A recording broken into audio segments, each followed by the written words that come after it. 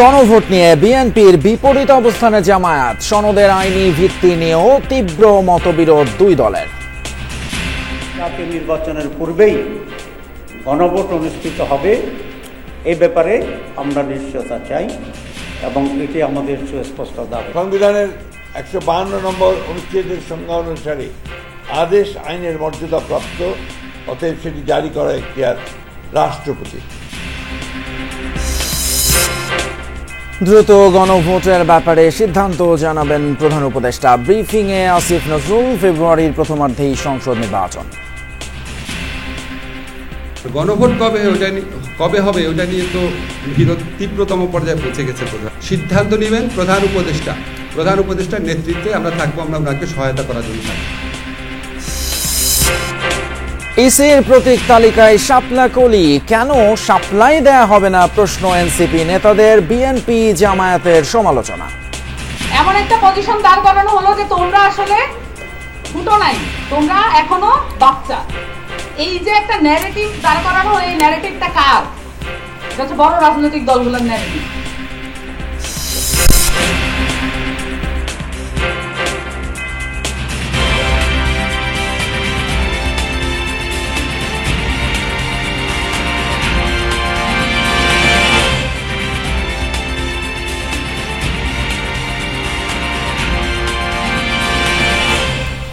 সবাইকে আমন্ত্রণ যমুনা নিউজে, আপনাদের সঙ্গে আছি আমি ফয়সল তিতুমির। এতক্ষণ শিরোনামগুলো দেখলেন।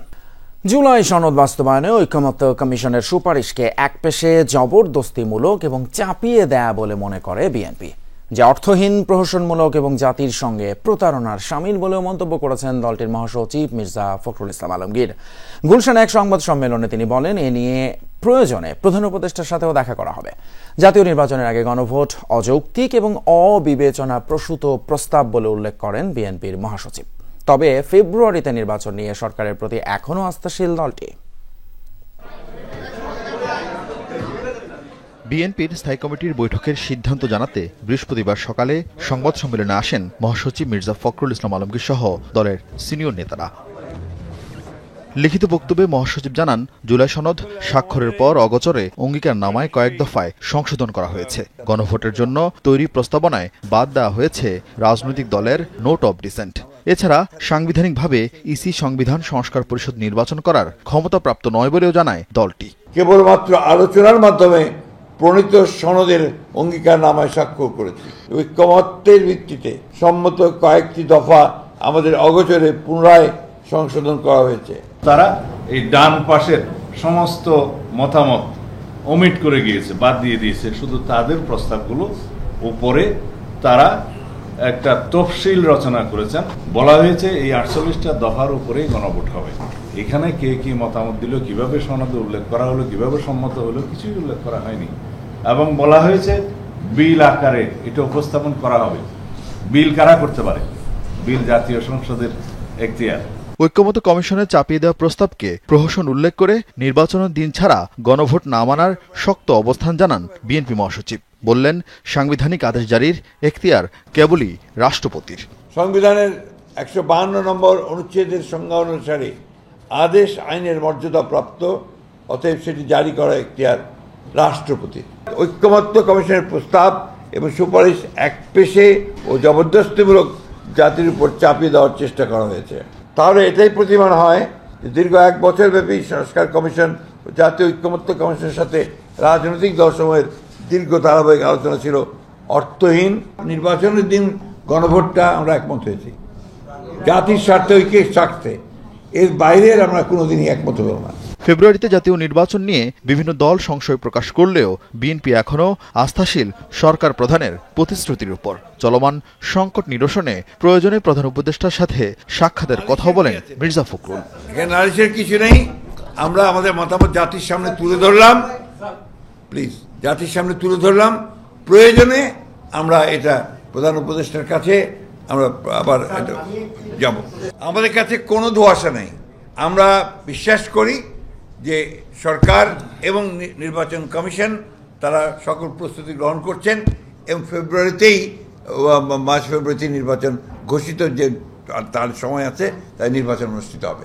জামায়াতের নেতৃত্বে কয়েকটি দল নানা কর্মসূচি অব্যাহত রাখলেও বিএনপি ধৈর্যের সাথে দায়িত্বশীল আচরণ করতে চায় বলে জানান মির্জা ফখরুল। আরিফিন শাকিল, যমুনা নিউজ, ঢাকা। জাতীয় নির্বাচনের আগেই গণভোট হতে হবে, না হলে জগা খিচুড়ি হবে, এমন মন্তব্য করেছেন জামায়াতের নায়েবে আমির ডক্টর সৈয়দ আব্দুল্লাহ মোহাম্মদ তাহের। বলেছেন, গণভোটের রায়ের ভিত্তিতে ফেব্রুয়ারিতে জাতীয় নির্বাচন চায় তার দল। আর শুক্রবারের মধ্যে জুলাই সনদ বাস্তবায়নে প্রধান উপদেষ্টাকে আদেশ জারির আহ্বান জানিয়েছেন তিনি। এর আগে নভেম্বরে গণভোট সহ 5 দফা দাবিতে নির্বাচন কমিশনের স্মারকলিপি দেয় জামায়াত ইসলামী সহ 8টি রাজনৈতিক দল। নভেম্বরে গণভোট সহ 5 দফা দাবিতে নির্বাচন কমিশন অভিমুখে জামাত ইসলামী আন্দোলন সহ সমমনা 8টি রাজনৈতিক দলের নেতাকর্মীদের ইসি অভিমুখে যাত্রা। নির্বাচন কমিশন ভবনে দলগুলোর প্রতিনিধিরা কথা বলেন প্রধান নির্বাচন কমিশনারের সাথে, তুলে দেন নিজেদের দাবি দেওয়ার স্মারকলিপি। জানান, দাবি আদায় না হলে আগামী 3 নভেম্বর বৃহৎ কর্মসূচি ঘোষণা দেবেন তারা। জুলাই জাতীয় সনদের টেকসই আইনি ভিত্তির জন্য নভেম্বর মাসের মধ্যেই গণভোটের আয়োজন করতে হবে। সংশোধিত আরপিও বহাল রাখতে হবে, এখানে পরিবর্তন করা যাবে না। আর নির্বাচনের জন্য সমতল ময়দান তৈরি করতে হবে। উনি বারবার কথা বলেছেন, আমরা সাধ্যমতো চেষ্টা করব, আমাদের সহযোগিতা কামনা করেছেন। সুষ্ঠু নির্বাচনের জন্য যা যা করতে হয় আপনারা করবেন, আমরা আপনাদের সঙ্গে থাকব। আর যে আপনারা কোনো পক্ষপাত আচরণ করেন, জনগণ কিন্তু আপনাদের পক্ষে থাকবে না। বিকেলে সমসাময়িক নানা বিষয়ে মগবাজারের আল ফালাহ মিলনায়তনে জরুরি সংবাদ সম্মেলন করে বাংলাদেশ জামাতে ইসলামী। ব্রিফিংয়ে দলের নায়েবে আমির ডাক্তার সৈয়দ আব্দুল্লাহ মোহাম্মদ তাহের বলেন, জাতীয় নির্বাচন ও গণভোট একসাথে নয়, গণভোট অবশ্যই আগে হতে হবে। জাতীয় নির্বাচনের পূর্বেই গণভোট অনুষ্ঠিত হবে, এই ব্যাপারে আমরা নিশ্চয়তা চাই এবং এটি আমাদের সুস্পষ্ট দাবি। রাষ্ট্র পরিচালনার জাতীয় নির্বাচন, আরেকটা হচ্ছে একটা সাধারণ রিফর্মস তো সবসময় হইতে পারে না, তো দুইটাকে একসাথ করে দিয়ে এক ধরনের জগা খিচুড়ি তৈরি করাটা আগামী নির্বাচনের স্বচ্ছতার প্রশ্নটাকে কিন্তু সামনে নিয়ে আসে। তাহের বলেন, গণভোট নিয়ে সময় ক্ষেপণের মধ্যে শুভঙ্করের ফাঁকি রয়েছে, কাল বিলম্ব না করে জুলাই সনদের আদেশ জারি করার দাবি জানান তিনি। চিফ অ্যাডভাইজারের কাছে জাতির পক্ষ থেকে, জামাত ইসলামীর পক্ষ থেকে অত্যন্ত জোরালো আবেদন, নিবেদন, দাবি পেশ করতে চাই যে আপনি আর কোনো সময় ক্ষেপণ না করে আজকের ভিতরে হলে খুবই উত্তম, কারণ রাত 12টায় 1টায়ও এরকম আদেশ জারির নজির আছে। আর যদি আজকে না হয়, কোনোভাবেই আগামীকাল আদেশ জারির ক্ষেত্রে আর দেরি করার কোনো সুযোগ নাই। নোট অফ ডিসেন্ট রাখতে গেলে সব পয়েন্ট ধরে ধরে নির্বাচন দিতে হবে বলে মন্তব্য করেন ডাক্তার তাহের। দাবি করেন, সংখ্যাগরিষ্ঠ দলের সিদ্ধান্ত অনুযায়ী সিদ্ধান্ত নিয়েছে ঐকমত্য কমিশন। তারা নোট অফ ডিসেন্ট বলছে, এগুলো যদি সন্নিবেশিত হয়। শামীম রেজা, যমুনা নিউজ, ঢাকা। গণভোট নিয়ে তীব্র বিরোধ লক্ষ্য করা যাচ্ছে রাজনৈতিক দলগুলোর মধ্যে। এ ব্যাপারে সিদ্ধান্ত নেবেন প্রধান উপদেষ্টা ডক্টর মোহাম্মদ ইউনূস। ক্যাবিনেট ব্রিফিংয়ে এমনটা জানিয়েছেন আইন উপদেষ্টা ডক্টর আসিফ নজরুল। বৃহস্পতিবার সকালে প্রধান উপদেষ্টা ডক্টর মোহাম্মদ ইউনূসের সভাপতিত্বে অনুষ্ঠিত হয় উপদেষ্টা পরিষদের বৈঠক। সেই বৈঠকে বেশ কিছু আইন পাশ হওয়ার পাশাপাশি জুলাই সনদ নিয়ে যে মতানৈক্য তৈরি হয়েছে সেটাও আলোচনা হয়। পরে রাজধানীর ফরেন সার্ভিস একাডেমিতে ব্রিফ করেন আইন উপদেষ্টা ডক্টর আসিফ নজরুল। বলেন, জুলাই সনদ নিয়ে রাজনৈতিক দলগুলোর মধ্যে তীব্র বিরোধ হতাশাজনক। নির্বাচনের পরিবেশ ঠিক রাখা সরকারের একার দায়িত্ব নয়। আসিফ নজরুল বলেন, দায়িত্ব আছে রাজনৈতিক দলগুলোরও। কোনো রাজনৈতিক দল যদি এককভাবে তাদের অবস্থান নেওয়ার জন্য আমাদেরকে আলটিমেটাম বেঁধে দেয় বা জোর করে, তার মানে হচ্ছে ওনাদের মধ্যে ঐক্যমত্য নাই এবং ওনারা চাচ্ছেন ওনাদের দলীয় পজিশনটা যেন এই সরকার আপহোল্ড করে। এটা দুর্ভাগ্যজনক। ওনারা যেই অনৈক্য দেখাচ্ছেন, জুলাইয়ের স্পিরিটকে ওনারা কোথায় নিয়ে গেছে এটা ওনাদের বিবেচনা করা উচিত। তীব্র বিরোধের মধ্যে কিভাবে সমঝোতার দলিল পাশ হয়, এটা খুব দুরূহ একটা চ্যালেঞ্জ আমাদের সামনে এনে দিয়েছে। ত্রয়োদশ জাতীয় সংসদ নির্বাচন সামনে রেখে প্রতীকের তালিকায় পরিবর্তন এনেছে নির্বাচন কমিশন। নির্বাচন পরিচালনা বিধিমালা সংশোধন করে নতুন তালিকায় যুক্ত করা হয়েছে শাপলা, কলি সহ 16টি প্রতীক। তবে ইসির সিনিয়র সচিব জানিয়েছেন, এনসিপি বা অন্য কোনো দলের দাবি মেটাতেই পরিবর্তন আনা হয়নি। সংশোধিত তালিকায় নৌকা প্রতীককে স্থগিত হিসেবে উল্লেখ করা হয়েছে। দীর্ঘ আলোচনা থেকে বাদানুবাদ, শাপলা পেতে জাতীয় নাগরিক পার্টির জোর দাবি বারবার নাকচ হয়েছে নির্বাচন কমিশনে। বিধান নেই দাবি করে বারবারই খালি হাতে ফেরানো হয়েছে তাদের। এমন অচল অবস্থার মাঝেই কমিশনের প্রতীক তালিকায় যুক্ত হল শাপলা কলি। কমিশনের সিনিয়র সচিব আখতার আহমেদ স্বাক্ষরিত প্রজ্ঞাপনে ১১৯টি নির্বাচনী প্রতীকের তালিকা দিয়ে বলা হয়, কোন প্রতিদ্বন্দ্বী প্রার্থীকে স্থগিতকৃত প্রতীক ছাড়া প্রাপ্যতা সাপেক্ষে অন্যান্য প্রতীকের যে কোনো একটি প্রতীক বরাদ্দ করা যাবে। বৃহস্পতিবার এ নিয়ে আনুষ্ঠানিক ব্রিফিং হয় ইসি ভবনে। জানানো হয়, কিছু প্রতীক নিয়ে বিরূপ মন্তব্য শুনতে হয়েছে কমিশনকে, তাই আগের ১৬ প্রতীক বাদ দিয়ে নতুন ১১৯ প্রতীক রাখা হয়েছে। কমিশন মনে করেছে শাপলাকলি রাখা যেতে পারে, কোনো দলের বিবেচনায় এটি করা হয়নি। যেহেতু বিরূপ কিছু সমালোচনা আসছে, সেই জন্য এটা বাদ দিয়ে কিছু নতুন কথাও আসছে, সেটা কিছু বিয়োজন কিছু সংযোজন এই করে ১১৯টাতে এসছে।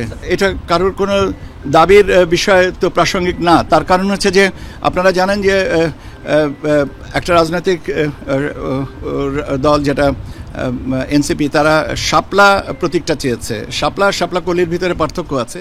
আখতার আহমেদ আরও বলেন, গণভোটের ব্যাপারে ৮টি দল কথা বলেছে, তারা শুনেছেন সব, কিন্তু যা সিদ্ধান্ত দেবার তা আসবে সরকারের তরফ থেকে। তারা নভেম্বরে গণভোট চান, আমরা শুনেছি। আমাদের এখানে গণভোটের সিদ্ধান্তটা তো আপনারা জানেন, গত পরশুদিন বোধহয় পেপারে নাকি গতকালকের পেপারে হেডলাইন ছিল যে এটা সরকার সিদ্ধান্ত দিবে।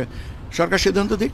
ভোটের সময় বিদেশি পর্যবেক্ষকদের ভিসা পেতে যাতে দেরি না হয় সে ব্যাপারে পররাষ্ট্র মন্ত্রণালয় দেখভাল করবে বলেও জানান ইসি সচিব। তারা ভিসাটা পেতে পারেন, সেই বিষয়টা পররাষ্ট্র মন্ত্রণালয় দেখবে। তানভীর মৌসুম, যমুনা নিউজ, ঢাকা।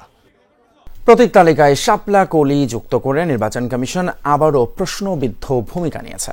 এই প্রতীকের মধ্য দিয়ে এনসিপিকে শিশু হিসেবে দেখানোর চেষ্টা করেছে কমিশন, এমন মন্তব্য দলটির নেতাদের। রূপান টাওয়ারে এক সেমিনারে কথা বলেন তিনি। এ সময় তারা বলেন, শাপলা প্রতীক দিতে গণতান্ত্রিক আন্দোলনের মাধ্যমে নির্বাচন কমিশনকে বাধ্য করা হবে। শাপলা নিয়েই নির্বাচনের ঘোষণা এনসিপির। জাতীয় নাগরিক পার্টির মার্কা শাপলা হবে। রাজনৈতিক দল ও স্বতন্ত্র প্রার্থীদের জন্য বৃহস্পতিবার হালনাগাদ প্রতীক তালিকা প্রকাশ করেছে নির্বাচন কমিশন। তাতে যুক্ত করা হয়েছে নতুন প্রতীক শাপলা কলি। নিবন্ধনযোগ্য বিবেচিত হবার পর থেকেই শাপলাকে দলীয় প্রতীক হিসেবে চেয়েছে জাতীয় নাগরিক পার্টি এনসিপি। দীর্ঘদিনের দাবির বিপরীতে ইসির অবস্থান ছিল অনড়। সেখান থেকে কিছুটা সরে এসে শাপলা কলি সহ বেশ কিছু প্রতীক অন্তর্ভুক্ত করে প্রজ্ঞাপন জারি করা হলেও এর প্রতিক্রিয়া জানিয়েছে এনসিপির শীর্ষ নেতারা। দিয়ে রেখেছেন পুরো গণতন্ত্রের বিরুদ্ধে। রাজধানীর রূপায়ণ টাওয়ারে সহযোগী সংগঠন জাতীয় যুব শক্তি আয়োজিত এক সেমিনারে এনসিপির সিনিয়র যুগ্ম আহ্বায়ক সামান্তা শারমিন বলেন, বড় দলগুলোর এজেন্ডা বাস্তবায়নে শাপলা কলি প্রতীক যুক্ত করেছে নির্বাচন কমিশন, যা মূলত এনসিপিকে ছোট করে দেখানোর চেষ্টা। কোন ধরনের কারণ, আইনি ব্যাখ্যা, কোন সাংবিধানিক ব্যাখ্যা ছাড়া আবারও একটা নির্বাচন কমিশন এমন একটা পজিশন নিল যে এটা একটা প্রশ্নের জন্ম দেয়। শাপলা কলি যদি অন্তর্ভুক্ত করা যায়, এটা কি এমন একটা জায়গা দাঁড় করায় না যে তারপরে তোমরা যা চেয়েছো সেটা আমরা দিলাম না। এমন একটা পজিশন দাঁড় করানো হলো যে তোমরা আসলে ফুটো নাই, তোমরা এখনো বাচ্চা। এই যে একটা ন্যারেটিভ দাঁড় করানো হয়, এই ন্যারেটিভটা কার? এটা হচ্ছে বড় রাজনৈতিক দলগুলোর ন্যারেটিভ। এই ন্যারেটিভে এখনো কমপ্লাই করছে নির্বাচন কমিশন। অনুষ্ঠানে দলের মুখ্য সমন্বয়ক নাসির উদ্দিন পাটোয়ারি নির্বাচন কমিশনের এমন সিদ্ধান্তর সমালোচনা করে বলেন, কলি নয়, শাপলা নিয়েই নির্বাচনে যাবে এনসিপি। প্রয়োজনে গণতান্ত্রিক আন্দোলনের মাধ্যমে কাঙ্ক্ষিত প্রতীক দিতে বাধ্য করা হবে কমিশনকে। শাপলা নিয়ে আমরা এক বিন্দু ছাড় দিতে চাই না। এজন্য নির্বাচন কমিশনের কাছে আহ্বান থাকবে যে আপনারা শাপলা তালিকায় দ্রুত অন্তর্ভুক্ত করে এনসিপির যে অধিকার তাকে বুঝিয়ে দিন। আমরা একটু স্বস্তিতে নির্বাচনের প্রক্রিয়াটা যেতে চাই। ইতিমধ্যে আপনারা আমাদেরকে অনেক দেরি করিয়েছেন বিএনপি এবং জামায়াতকে সুবিধা দেওয়ার জন্য, গণঅভ্যুত্থানের শক্তিকে চাপা দেওয়ার জন্য, যাতে আওয়ামী লীগকে নিয়ে আসতে পারেন। আমরা আপনাদেরকে বলবো এইসব খেলা বন্ধ করেন। জুলাই সনদে এখনো স্বাক্ষর না করা প্রসঙ্গে তিনি বলেন, ঐকমত্য কমিশনের সুপারিশ গ্রহণ করে তার আদেশ জনগণের সামনে উপস্থাপন করা হলেই সই করবে জাতীয় নাগরিক পার্টি। তারা ডেট বাড়াতে পারে, আমরা জনগণকে অন্ধকারে রেখে কোনো কাজ করতে চাই না। ঐকমত্য কমিশন একটা ডেট দিয়েছে, আমরা তাদের কাছে আবেদন রাখবো, এই যথেষ্ট সময় আপনারা পেয়েছেন, এই সময়ের মধ্যেই আপনারা জনগণের সামনে আদেশটা উন্মুক্ত করেন। আদেশ দেখে আমরা আমাদের সেখানে সাইন করে দিব। তানজিম শাফিন, যমুনা নিউজ, ঢাকা। দেশের সার্বিক উন্নতির পূর্ব শর্ত সঠিক পলিসি প্রণয়ন করা। তবে সেই পলিসি এমন হতে হবে যা পরিস্থিতির সাথে সঙ্গতিপূর্ণ এমনটাই জানিয়েছেন প্রধান উপদেষ্টা ডক্টর মোহাম্মদ ইউনূস। বৃহস্পতিবার সন্ধ্যায় রাষ্ট্রীয় অতিথি ভবন যমুনায় আয়োজিত প্রধান উপদেষ্টার সঙ্গে শিক্ষার্থীদের এক মতবিনিময় অনুষ্ঠানে তিনি বলেন, দেশের পলিসি প্রণয়ন সঠিক পথে এগুচ্ছে কিনা তা নিশ্চিত করার দায়িত্ব তরুণ প্রজন্মের। এ সময় শিক্ষার্থীরা নিজেদের অভিজ্ঞতা এবং নীতি প্রস্তাবনা তুলে ধরেন। দেশব্যাপী 10টি বিশ্ববিদ্যালয়, মেডিকেল কলেজে হয় প্রতিযোগিতা এবং প্রতিটি প্রতিষ্ঠান থেকে একটি করে দল বিজয়ী হয়েছে। দেশের ক্ষেত্রে যে পলিসি এটা সঠিক হচ্ছে কেন, এটাও তো তোমার কাজ। নাগরিক হিসেবে, নাগরিক মানে হলো যেটা মালিক হিসেবে আমাদের তো হক আছে যেটা কিভাবে চলছে, কিভাবে করবো, যে পলিসি করছে সে পলিসিতে ভুল দিকে যাচ্ছে সেটাতে সোচ্চার হয়ে বলা যেটা ভুল, এটা হচ্ছে না, ঠিক হচ্ছে না, এটি হলো নাগরিক দায়িত্ব। মালিক যদি চিল্লানি না দেয় তাহলে এটা কোনো দিক সোজা হবে না, ভুল পথে চলতে থাকবে।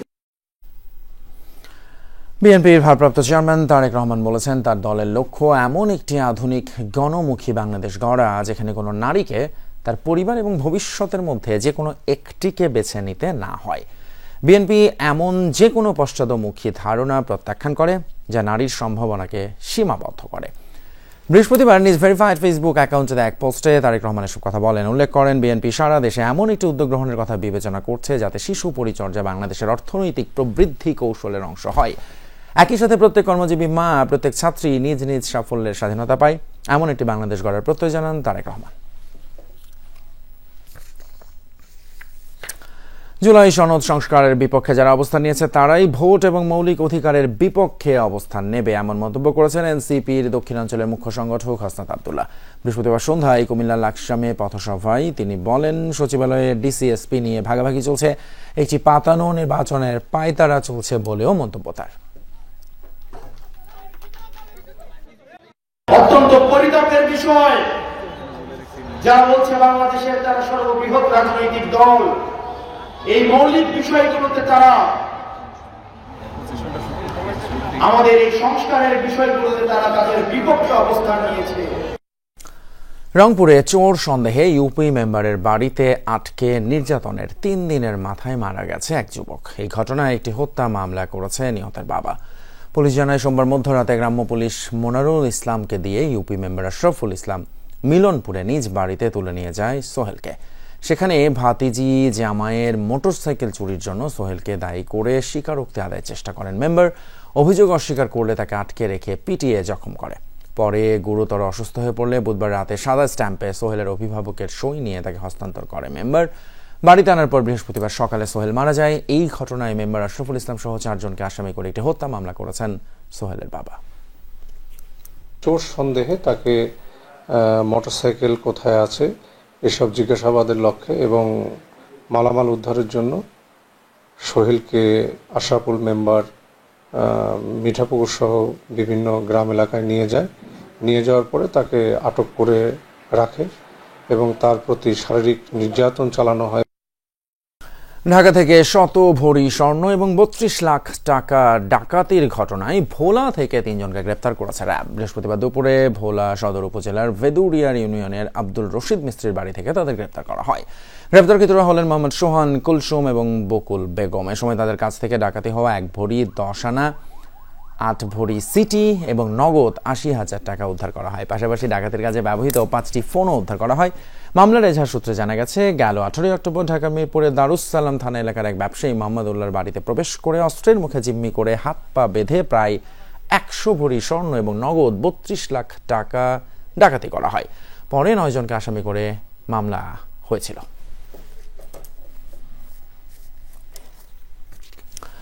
এই সাথে শেষ করছি আমাদের যমুনা নিউজের এখনকার আয়োজন। এতক্ষণ সাথে থাকার জন্য ধন্যবাদ আপনাদের।